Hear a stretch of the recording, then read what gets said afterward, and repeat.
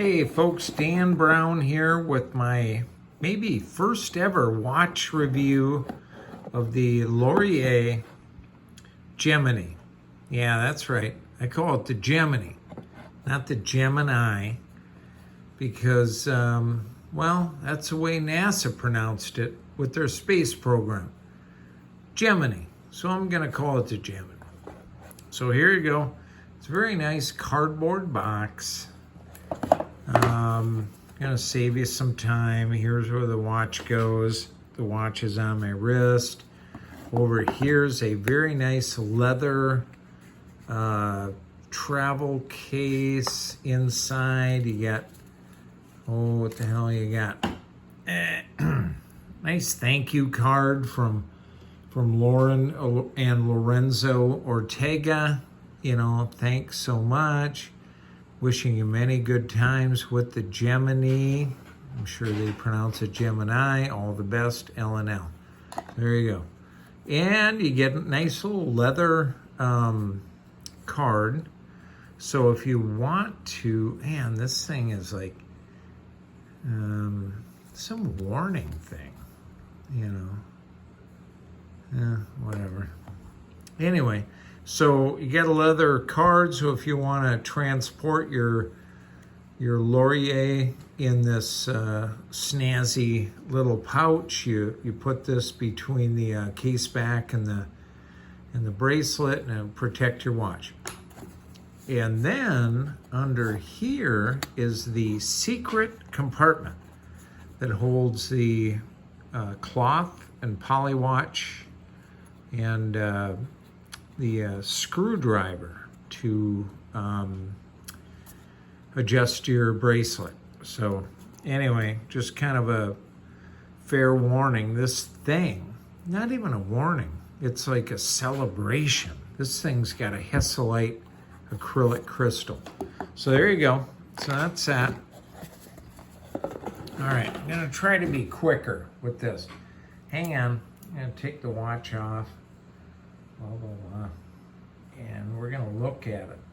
Now, I've seen so many bad reviews of this watch. I've got the blue variant.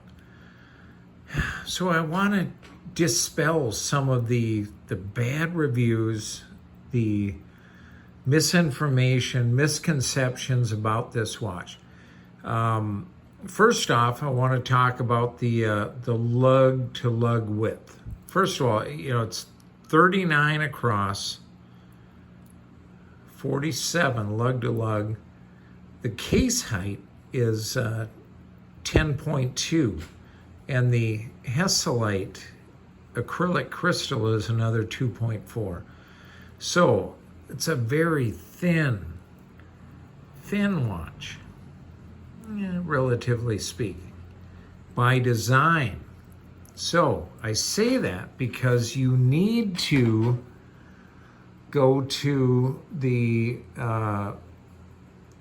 Laurier website and specifically look at the part that says designing the Gemini. There's a whole deal on designing the Gemini, which will tell you why it has the specifications it does, and other reasons. I told you about the 47 lug to lug. One of the gripes was the bezel. Oh, it's not easy to turn. Well, yeah, it kind of is. Yeah, it's very solid. And it's a GMT bezel. It's a 24, oh, that's my cat, 24 click, 12-hour bezel. So my son and his gal are in Stockholm right now, or outside of there. They're 7 hours ahead. I can set this 7 hours ahead. So I don't call them or text them in the middle of the night. Another gripe which is just so B as in B, S as an S. Oh, well, it's got an ST19 movement in it. Oh, there's my cat again. It's got to have a see-through case back so I can look at that sexy movement. Oh, no, you don't. No, this is based on models like the Hoyer Octavia and the Montreal, the Cosmograph Daytona, the Eberhard Contograph, and the Universal Geneve Compacts. They had plain Jane backs, just like this one. This is a tool watch. This is not a piece of jewelry. This isn't something you take off your wrist and you know, look at longingly through the case back. If you want that, you know, get a you know, 1963 or something like that. Yeah, ain't gonna happen. I love the idea of this thing having an unadorned case back. So it's got the ST19 movement in it, and it is a integrated chronograph and not a modular chronograph. Let me see if we can see this. Oh, listen. Ooh. Hear that snap? Yeah. That is a mechanical chronograph. Love it. Now watch the flyback. Right back to 12 noon.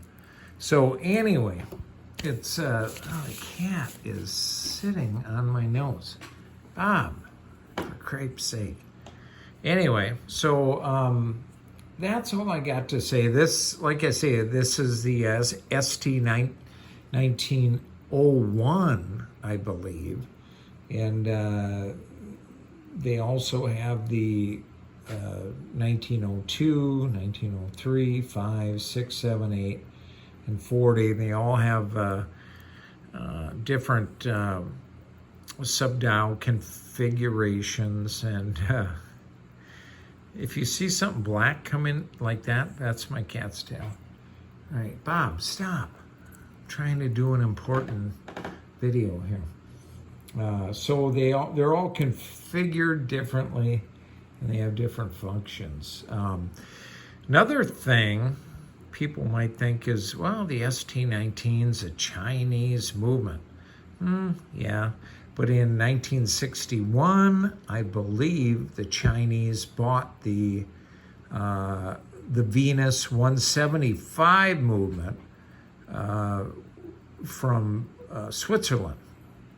So in 61, the Chinese wanted to make a ton of chronographs for their Air Force. And previous to 61, they were sourcing all their chronographs from Switzerland and the Soviet Union, and they had a chance to buy the Venus 175 movement from the Venus company in Switzerland. They did that, and they even made some nice refinements of the movement since then.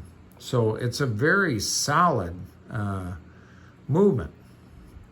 Another thing is the Gemini / Gemini. The case was machined specifically to house the ST19 movement. So, I mean, this thing is built to house that movement. And that means no spacers, no, no movement in there. It's a solid foundation for the ST19. So, like I say, I'd been up north for a couple of 3 days, and I just couldn't wait to come back to see this watch again. What else? flat links, all brushed, even the sides. It just is so toolish. I mean, you put this in a lineup with classic 60s, 70s chronographs, and it looks like it belongs there. So props to Lauren and Lorenzo Ortega for the design.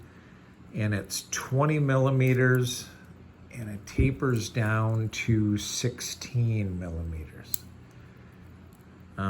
Double push clasp, no friction clasp, and that clasp is 16 millimeters. All right, so it's just so cool. It's like wearing history on your wrist. And I think that's all I got for now. I hope you enjoyed the video, and I hope it, you know, if any of you out there are saying, oh, you know, I wish those were, you know, longer lug to lug. I wish the, you know, pushers were larger. You know, I wish there was a see-through case back. No, you missed the whole point. You missed the whole point. So Google designing the Gemini from Laurier, and you'll understand exactly why this watch ended up looking like it does. I love this thing. You will too. All right, bye-bye now.